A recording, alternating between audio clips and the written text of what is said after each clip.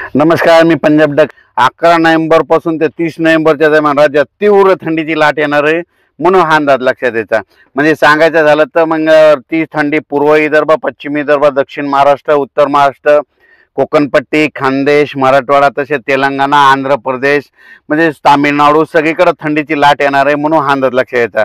तर माझी सर्व शेतकऱ्याला विनंती आहे, माझ्याकडे मी देखील हरभरा पेरणी चालू आहे. 17 एकर हरभरा आहे. हे पाहू शकता, सकाळपासून इथं पेरलेलं आहे आणि आता देखील पेरणी चालू आहे. आणि या ठिकाणाहून महाराष्ट्रातल्या शेतकऱ्याला अंदाज देणार आहे. राज्यातल्या सर्व शेतकऱ्याला सांगू इच्छितो की आजपासून आणखीन रात्रीच्या थंडी वाढत जाणार आहे.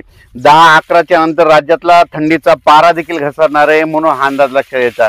मग राज्यात सांगायचं झालं तर थंडी, मग जिल्ह्यावाईज सांगायचं झालं तर नंदुरबार जिल्हा, नाशिक जिल्हा, धुळे जिल्हा, जळगाव जिल्हा, बुलढाणा जिल्हा, अकोला, अमरावती, वर्धा, नागपूर, भंडारा, गोंदिया, चंद्रपूर, यवतमाळ, वाशिम, हिंगोली, परभणी, नांदेड, यवतमाळ, जालना जिल्हा, संभाजीनगर जिल्हा, अकोला जिल्हा, वर्धा, त्याच्यानंतर इकडं संभाजीनगर, धाराशिव, सातारा, सांगली, सोलापूर, कोल्हापूर, इकडं लातूर जिल्हा, बीड जिल्हा, नांदेड जिल्हा, म्हणजे सांगायचं झालं सगळीकडे थंडीची तीव्र लाट येणार आहे म्हणून हा अंदाज लक्षात यायचा.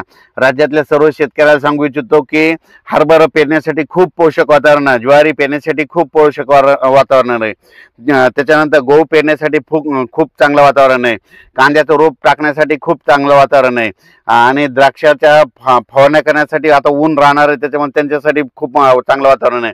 डाळिंब शेतकऱ्यासाठी आनंदाची बातमी, आता दिवसामध्ये चांगला सूर्यप्रकाश राहणार आहे, फवारणीसाठी योग्य वातावरण आहे. वीट भट्टी उत्पादकासाठी आनंदाची बातमी, राज्यात आता तुम्ही सुरू करू शकता, पाऊस काय येणार नाही म्हणून हे देखील अंदाज लक्षात यायचा. कारखानदारासाठी आनंदाची बातमी की आता कारखाने व्यवस्थित सुरळीत चालणार आहे, पाऊस काय येणार नाही म्हणून काही चिंता करायची गरज नाही. कारखान्याचे जे कामगार आहेत त्यांच्यासाठी देखील आनंदाची बातमी.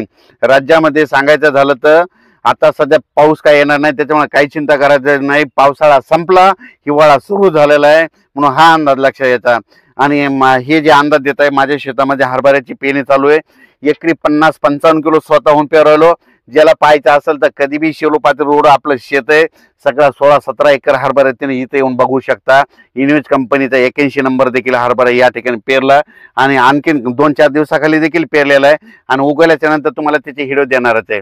आणि राज्यातल्या सर्व शेतकऱ्याला सांगू इच्छितो की खूप चांगलं वातावरण आहे, हरभरा पेरणीसाठी चांगलं आहे, गव्हा पेरणीसाठी चांगलं आहे म्हणून हा अंदाज लक्षात घ्यायचा.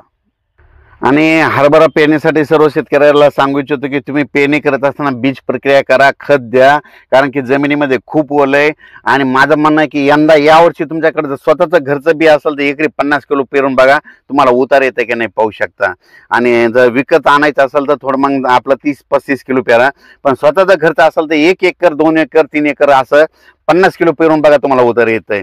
आणि राज्यातल्या सर्व शेतकऱ्याला सांगू इच्छितो, नंतर उद्या एक अंदाज दिला जाईल. धन्यवाद.